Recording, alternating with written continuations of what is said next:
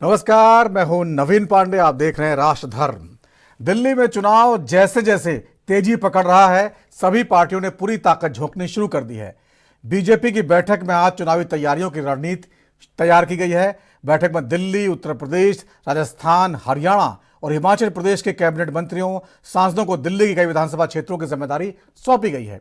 इसी बैठक में दिल्ली और काफी कैबिनेट मंत्री शामिल रहे और सबसे बड़ी बात, इसमें एक लिस्ट तैयार की गई है। यह बैठक 3 मुख्य मुद्दों पर केंद्रित रही। पहला एजेंडा बीजेपी उम्मीदवार और संगठन के बीच बेहतर तालमेल सुनिश्चित करना, ताकि चुनावी रणनीतियों को प्रभावी ढंग से लागू किया जा सके। दूसरा, प्रधानमंत्री की जनकल्याण नीतियों को जनता तक मजबूती से पहुंचाने की योजना बनाई गई। तीसरा और अंतिम एजेंडा था सोशल मीडिया के जरिए दिल्ली के मुख्यमंत्री अरविंद केजरीवाल की विफलताओं को जनता के सामने लाना, ताकि बीजेपी को मजबूती से आगे बढ़ाया जा सके।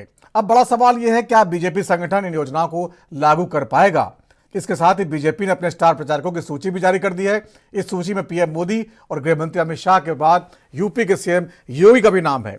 योगी 23 जनवरी से दिल्ली के चुनाव प्रचार में उतरेंगे और 14 जनसभाएं करेंगे। हरियाणा और महाराष्ट्र चुनाव में योगी के ट्रैक रिकॉर्ड को देखते हुए विरोधी आम आदमी पार्टी के लिए कितनी बड़ी परेशानी होगी, यह बड़ा मुद्दा है।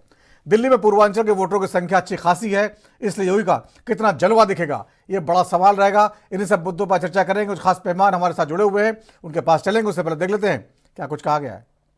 अब बंटना नहीं है, एक रहना है।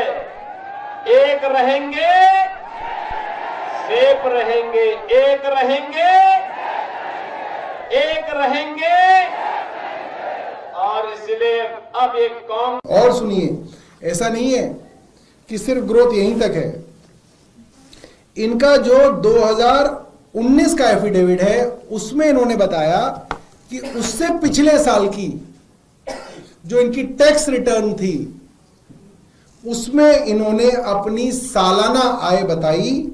17 लाख रुपए सालाना आय इनकी थी 2017-18 के वर्ष में। कितनी थी? 17 लाख रुपए। हालांकि वो भी बहुत ज्यादा है, मगर फिर भी इतनी ज्यादा नहीं है कि हम लोग नहीं पहुंच सकते यहां तक। मगर जो इस साल इन्होंने अपने इन एफिडेविट के अंदर बताई है, उसको सुन के तो बड़े बड़े लोगों के होश उड़ जाएंगे। प्रवेश Sahib Singh Verma, poster boy, Bharatiya Janata party, 2023-24 की अपनी सालाना आय बताते हैं 19 करोड़ 17 लाख रुपए। 5 साल में इनकी जो सालाना आय है वो 17 लाख से बढ़ के 19 करोड़ 70 लाख हो गई। अब आप सोचिए कि आप क्यों अपने बच्चों को पढ़ा लिखा रहे हैं।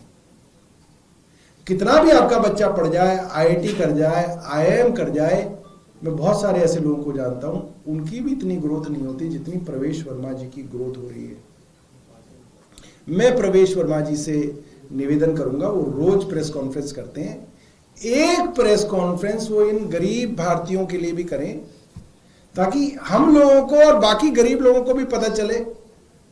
और कुछ नहीं तो कम से कम नई दिल्ली की कॉन्स्टिट्यूंसी वालों के लिए एक जो है सेमिनार रख दिया जाए, जिसके अंदर वो बताएं कैसे बढ़ाएं सालाना इनकम।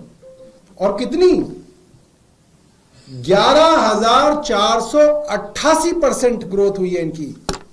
आप सोचिए, 5 साल के अंदर सालाना आय, आपका अप्रेजल जब होता है कितना होता है? 6%, 8%।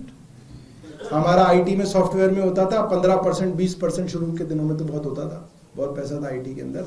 15-20% ग्रोथ हो जाती थी साल में, तो हम कहते थे भाई आज तो बहुत बढ़िया। जो टॉप रेटिंग आती थी, जो है ना, उसके अंदर 5 रेटिंग होती है, बेल कर्व बनता है, तो जो टॉप रेटिंग आती थी उसका होता था 15-20%। भाई का तो 11,488% ग्रोथ है। जैसा कि आपको पता है कि भारतीय जनता पार्टी और आम आदमी पार्टी दोनों में किस बात की लड़ाई है? कौन श्रेय लूट ले, कौन झूठा श्रेय लूट ले, कौन दूसरे के काम की तारीफ खुद ले ले, इसकी होड़ मची। आप एक एक करके देख लीजिए। हर दूसरे के कामों की श्रेय लेना। केंद्र सरकार का पता ही है आपको, हमारे प्रधानमंत्री जी का, कि जितनी मनमोहन सिंह सरकार की परियोजनाएं योजनाएं थी, सब में उन्होंने सारा श्रेय लिया, उनके उद्घाटन किए, झंडी दिखाई और उसकी विधिवत पूरा प्रचार किया। मनमोहन सिंह जी सज्जन आदमी, उन्होंने कभी इस चीज़ पर एतराज़ नहीं किया कि ये मेरा काम था। मैं तो खुद सरकार में मंत्री था, इतना काम करते थे। यहाँ तक कि जो चंद्रयान परियोजना थी वो भी मनमोहन सिंह जी की देन थी। आई तो आम आदमी पार्टी कांग्रेस के घोटालों की बात करके, लेकिन आज उनकी छाप जो AAP है ना, वो अराजकता के लिए भी जाना जाता है, अलगाववाद के लिए भी जाना जाता है, आतंकवाद के लिए भी जाना जाता है, अफवाहें फैलाने के लिए भी जाना जाता है, अपराधियों को शरण देने के लिए भी जाना जाता है। ऐसी कौन सी मजबूरी है कि इन देश विरोधी ताकतों से हाथ मिलाना जरूरी है? मैं एक एक करके आपके सामने, आप याद करिए, अफजल गुरु की फांसी, देश को इंतजार था कि संसद पर हमला करने वाले को कब फांसी की सजा देगी, लेकिन उसकी फांसी की सजा माफ कराने के लिए किसकी एनजीओ आगे आई, किसके रिश्तेदार, किसके माँ बाप उसके हिस्सा थे? दिल्ली की जनता जवाब मांगती है। आतिश जी, साकिब जी, और सीधे रहेंगे कि कुछ बोले? और यही नहीं, टुकड़े टुकड़े गैंग जिसने देश विरोधी नारे लगाए, देश का नामो निशान मिटाने की बात की, उनके साथ कंधे से कंधा मिलाकर कौन खड़े थे? जवाब दीजिए। उसको टिकट किसने दी? जो मुखिया थे, टुकड़े टुकड़े गैंग के डबल डेटिंग करने वाले राहुल गांधी जी और अरविंद केजरीवाल जी।